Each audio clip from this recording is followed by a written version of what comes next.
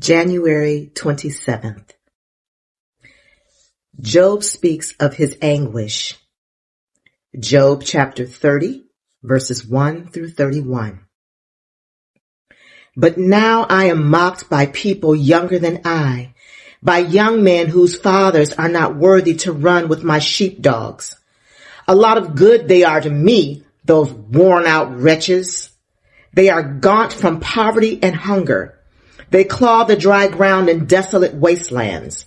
They pluck wild greens from among the bushes and eat from the roots of broom trees. They are driven from human society, and people shout at them as if they were thieves. So now they live in frightening ravines, in caves, and among the rocks. They sound like animals howling among the bushes, huddled together beneath the nettles. They are nameless fools, outcasts from society. And now they mock me with vulgar songs. They taunt me. They despise me and won't come near me except to spit in my face. For God has cut my bowstring. He has humbled me, so they have thrown off all restraint. These outcasts oppose me to my face. They send me sprawling and lay traps in my path. They block my road and do everything they can to destroy me. They know I have no one to help me. They come at me from all directions. They jump on me when I am down. I live in terror now. My honor has blown away in the wind, and my prosperity has vanished like a cloud. And now my life seeps away. Depression haunts my days. At night my bones are filled with pain, which gnaws at me relentlessly. With a strong hand, God grabs my shirt. He grips me by the collar of my coat. He has thrown me into the mud. I'm nothing more than dust and ashes. I cry to you, O God, but you don't answer. I stand before you, but you don't even look. You have become cruel toward me. You use your power to persecute me. You throw me into the whirlwind and destroy me in the storm. And I know you are sending me to my death, the destination of all who live. Surely no one would turn against the needy when they cry for help in their trouble. Did I not weep for those in trouble? Was I not deeply grieved for the needy? So I looked for good, but evil came instead. I waited for the light, but darkness fell. My heart is troubled and restless. Days of suffering torment me. I walk in gloom without sunlight. I stand in the public square and cry for help. Instead, I am considered a brother to jackals and a companion to owls. My skin has turned dark and my bones burn with fever. My harp plays sad music and my flute accompanies those who weep. Job's final protest of innocence. Job chapter 31, verses 1 through 40. I made a covenant with my eyes not to look with lust at a young woman. For what has God above chosen for us? What is our inheritance from the Almighty on high? Isn't it calamity for the wicked and misfortune for those who do evil?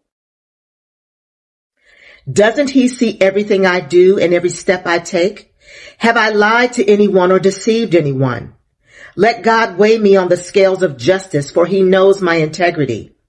If I have strayed from his pathway, or if my heart has lusted for what my eyes have seen, or if I am guilty of any other sin, then let someone else eat the crops I have planted. Let all that I have planted be uprooted. If my heart has been seduced by a woman, or if I have lusted for my neighbor's wife, then let my wife serve another man. Let other men sleep with her. For lust is a shameful sin, a crime that should be punished. It is a fire that burns all the way to hell. It would wipe out everything I own. If I have been unfair to my male or female servants when they brought their complaints to me, how could I face God? What could I say when he questioned me? For God created both me and my servants. He created us both in the womb. Have I refused to help the poor or crushed the hopes of widows? Have I been stingy with my food and refused to share it with orphans? No. From childhood, I have cared for orphans like a father, and all my life I have cared for widows. Whenever I saw the homeless without clothes and the needy with nothing to wear, did they not praise me for providing wool clothing to keep them warm? If I raised my hand against an orphan, knowing the judges would take my side, then let my shoulder be wrenched out of place. Let my arm be torn from its socket. That would be better than facing God's judgment. For if the majesty of God opposes me, what hope is there? Have I put my trust in money or felt secure because of my gold? Have I gloated about my wealth and all that I own? Have I looked at the sun shining in the skies or the moon walking down its silver pathway and been secretly enticed in my heart to throw kisses at them in worship? If so, I should be punished by the judges, for it would mean I had denied the God of heaven. Have I ever rejoiced when disaster struck my enemies, or become excited when harm came their way? No.